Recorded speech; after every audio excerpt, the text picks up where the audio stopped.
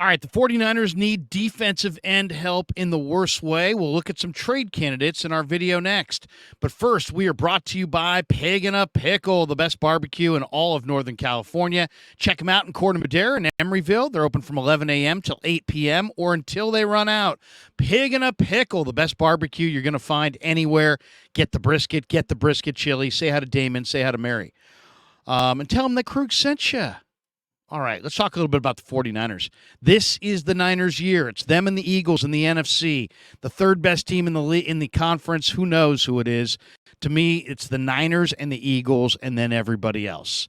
And the Niners are loaded. They're absolutely loaded. This is their best chance at their sixth Lombardi, maybe in years and years and years. But they got a glaring need on the defensive line. Their defensive end depth is not what it was a year ago. And they badly need help. And we're going to hit some of the candidates they could possibly acquire in a trade. Look at this roster, though. The number one need for the Niners, people talk about the quarterback issue. It's not the quarterback. Brock Purdy's going to be fine. And if he's not, I think the other guys can step in and be good. The Niner O-line, I'm not worried that much about Colton McKivitz. Jake Moody at kicker, not that worried about Jake Moody at kicker. My biggest worry, and I'm not worried at running back, wide receiver, linebacker, quarterback. I mean, they're loaded at all those spots. Their number one issue is the depth of or lack of depth at their defensive end spot. The D-line is the identity of the team, and the Niners have to have a pass rush to have a good defense. And, you know, in a two-team conference, the 49ers have a great chance to get to the Super Bowl. But, man, they lost a ton when they lost Ebukam, Willis, and Amenahue. In fact, 1,331 snaps walked out the door when that trio left. And those guys averaged 91.6 total snaps combined in the 49ers' 3 playoff games. And the Niners went out in the free agent market, and they added Clelin Ferrell, who played 492 total snaps with the Raiders last year. He's got 10 sacks in 4 seasons. They added Austin Bryant. He played 207 total snaps. They added Taco Charlton, who had 67 snaps. That's 66 snaps coming in and 1,331 snaps going out. So the Niners need some help, and they know it. And that's why they picked up Taco Charlton. That's why they just signed Dalen Hayes. Alex Barrett, who was on their practice squad last year, hasn't played since 2020. He's a viable option at defensive end. Kerry Hyder, who's really long in the tooth, he's a viable option at defensive end. And now Robert Beal, who played 368 total snaps at Georgia in his bust-out year, he's a viable option. And yet, you know, he's been hurt in camp and hasn't really played the last few days. So let's go through some trade candidates and one team to look for at the cutdown where the Niners might be able to find some defensive end help. Okay, let's talk about some of the trade candidates that are potentially out there. The Buffalo Bills have Boogie Basham, right? The former Wake Forest star. Basham's 25.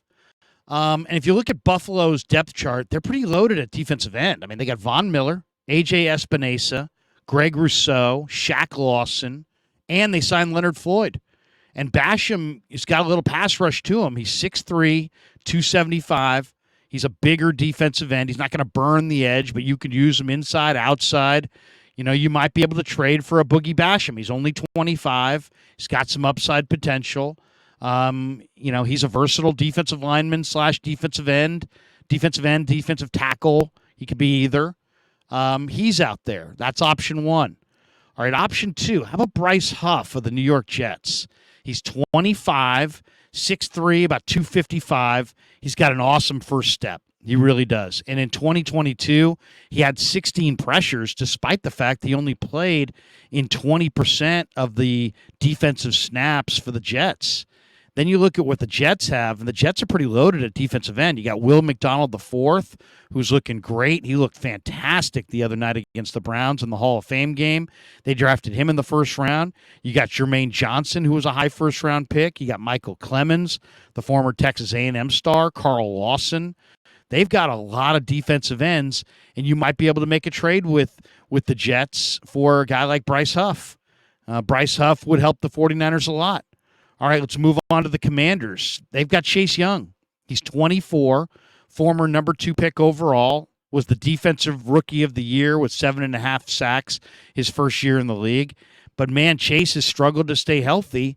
Washington has opted already not to pick up his fifth-year option, and they've got an awful lot of money tied up in Deron Payne, Jonathan Allen.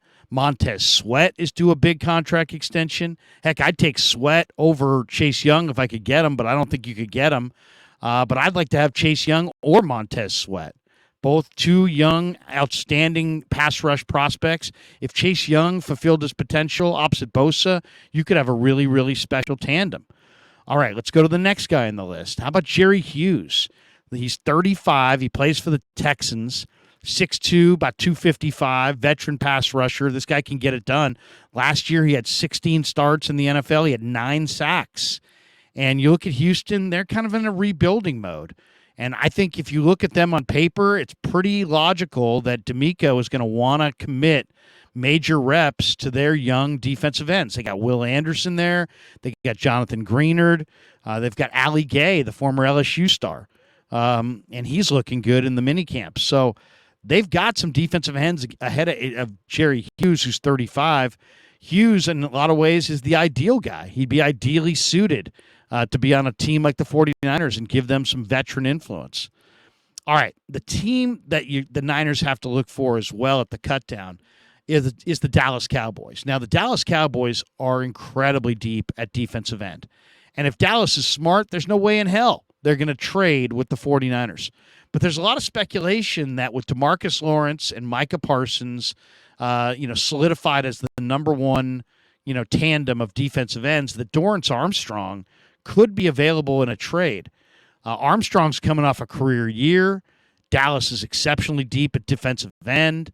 Trading Armstrong would free up about $5.8 million in cap space for Dallas, and they need cap room because they've got extensions looming for CeeDee Lamb, for Trevon Diggs, and they got another extension just around the corner for Dak Prescott that they're going to have to pay. So Dallas may trade Dorrance Armstrong. I doubt they would trade him to the Niners. If they decide they want to keep Dorrance Armstrong, even the guys Dallas has deeper on the depth chart would be of a lot of interest to me at the cutdown.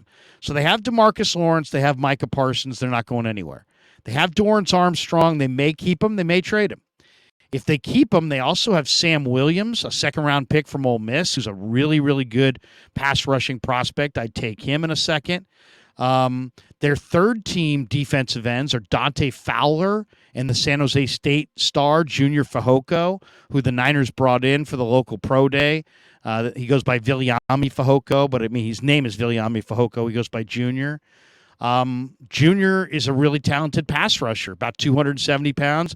If he's cut down on August 29th at the cut down, I'd be all over him.